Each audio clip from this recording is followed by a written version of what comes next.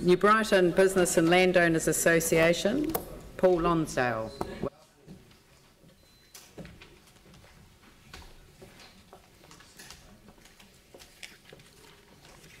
Mā niki nunu kina kai kona hira. Mā niki nunu kina kato katoa. Nō reina, tēnā tātou katoa. Kia ora.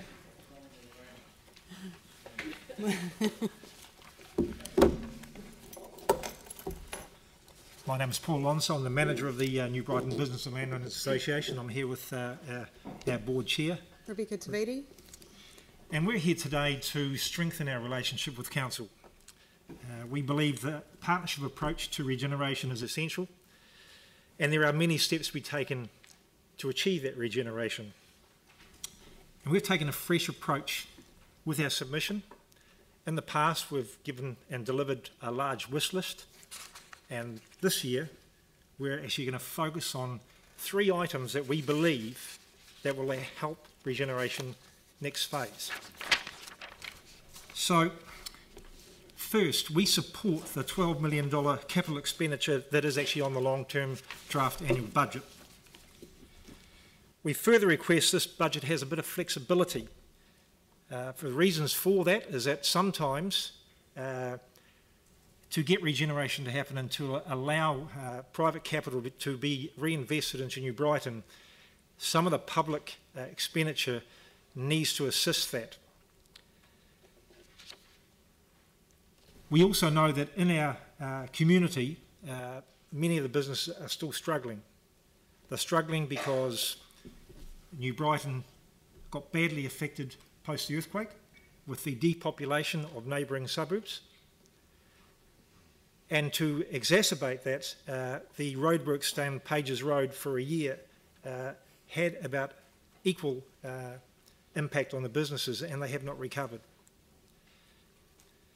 So, you know, we're dealing with a lot of stressed people in New Brighton. They're a very passionate bunch of people. They really want to see this happen, and they do believe that they haven't seen the level of regeneration that has actually happened in other parts of the city.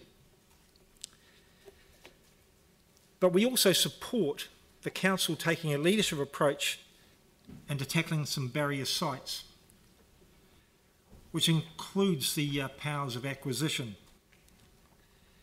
And from our view, we need to see that what we term as the delinquent and absentee landowners who actually are in the way of regeneration.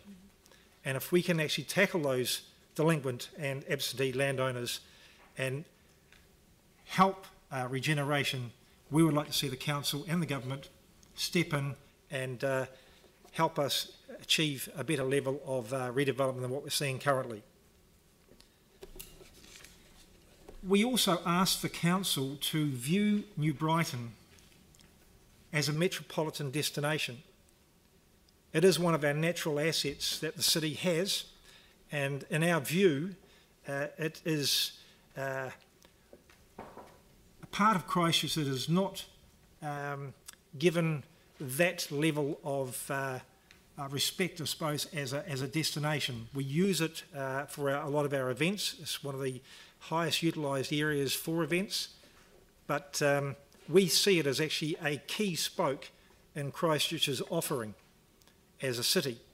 So we believe with council viewing it as a metropolitan destination, what we'd like to see is the council delivering a higher level of service to the area, whether it be cleaning of the streets, emptying of the rubbish bins, making the amenity just that raised bar higher than the normal council base level service.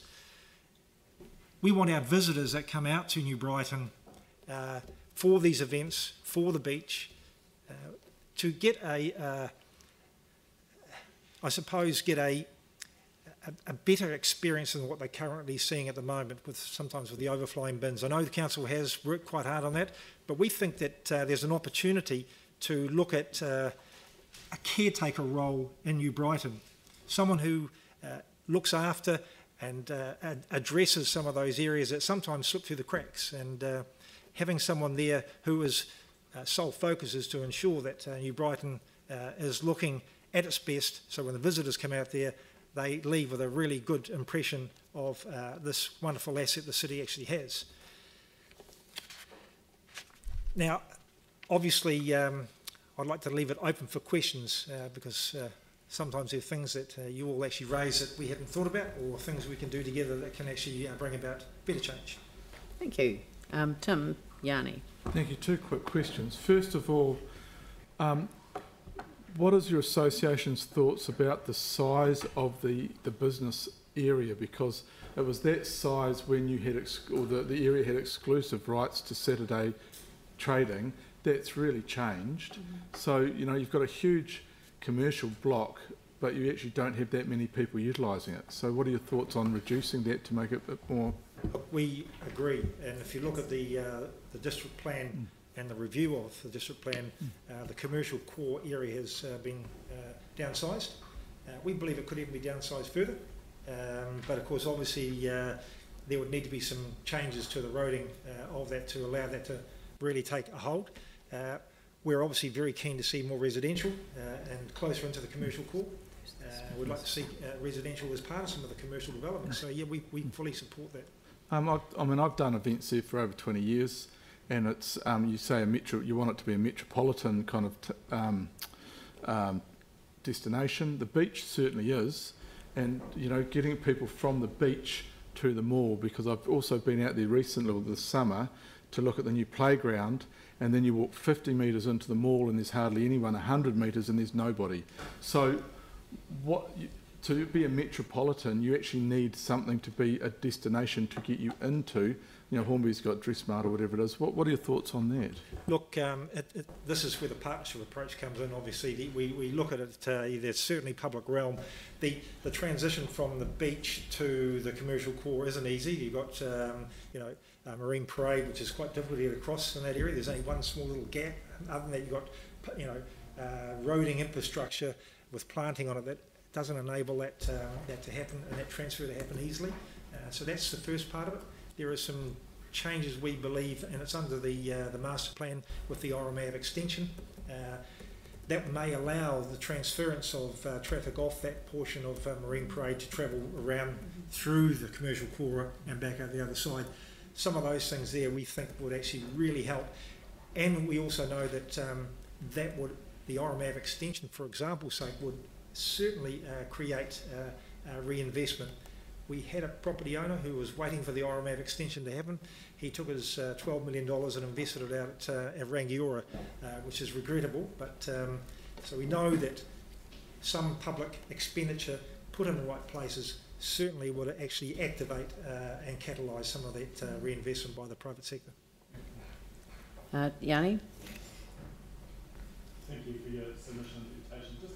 Just on the point two, you talk about us taking the role in the barrier sites. So my understanding is we don't actually have enough regionals. We've only got enough regionals to focus on doing that in the central city at the moment.